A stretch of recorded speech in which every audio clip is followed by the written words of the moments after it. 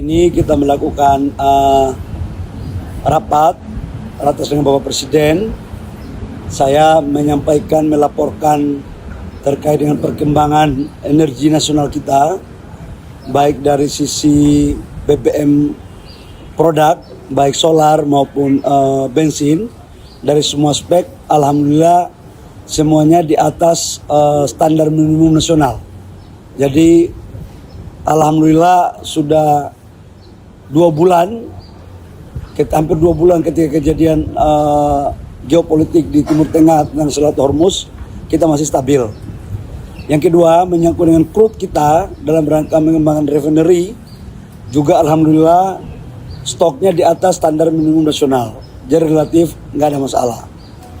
Yang ketiga, saya juga melaporkan tentang bagaimana kita mencari langkah-langkah alternatif terkait dengan substitusi impor LPG kita.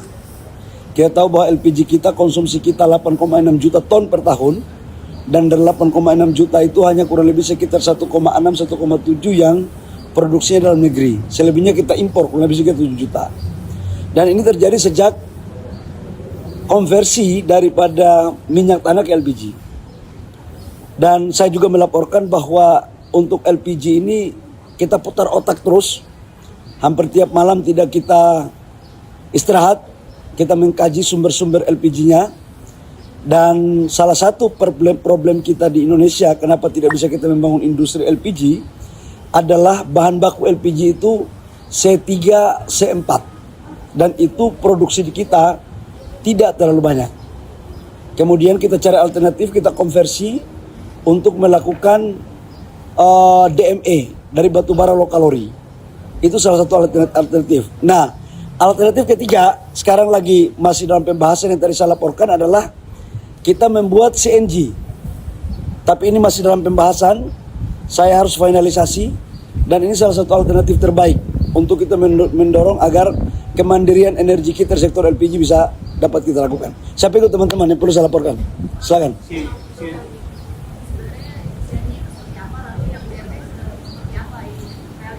Kalau LPG, kalau CNG itu adalah dari gas, tapi dia dari gas cair C1, C2, dan itu industri di dalam negeri kita banyak. Tetapi dia memakai satu alat yang kemudian bisa ditekan sampai dengan 250 sampai 400 bar ketekanannya, sehingga pemakaiannya itu bisa baik. Tapi sekali lagi ini masih dalam tahap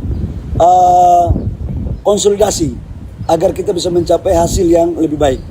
Kalau DME itu dari batu bara low kalori, kemudian dia dilakukan hilirisasi dan dia menjadi substitusi pengganti daripada LPG. Ya. Belum. Baru groundbreaking. Kalau DME baru groundbreaking. Tapi kalau untuk LNG itu sebagian sudah dipakai.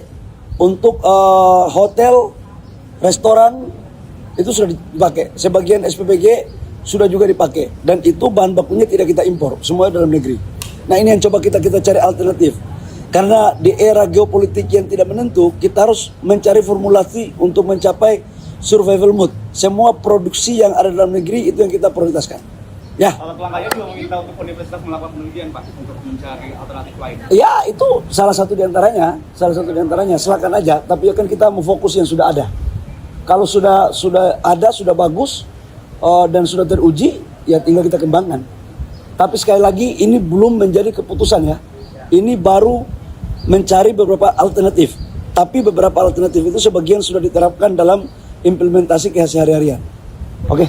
Kalau Golden kan juga mengatakan bahwa secara global pun ada potensi defisit minyak dunia itu 9,6 juta barel. Misalnya untuk pemerintah sendiri selain mencari alternatif lain, kira-kira langkah apa lagi yang apakah akan impor dari negara-negara? Kita itu ada 3 hal yang harus kita lakukan dalam menghadapi krisis energi dunia sekarang. Yang pertama, kita harus mengoptimalkan lifting kita. Yang kedua adalah mencari diversifikasi seperti B50. B50 itu kan mengurangi impor solar kita. Yang ketiga adalah kita harus dorong ke E untuk bensin, etanol. E20 itu adalah bagian salah satu strategi. Yang kedua, adalah khusus untuk LPG, kita tidak boleh menggantungkan harapan hanya untuk LPG. Harus kita diversifikasi lagi.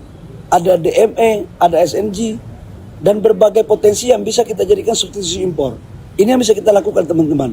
Di hampir semua dunia sekarang, berpikir untuk bagaimana bisa mengelola sumber-sumber daya alamnya untuk memenuhi kebutuhan dalam negerinya khususnya di sektor energi. Ya.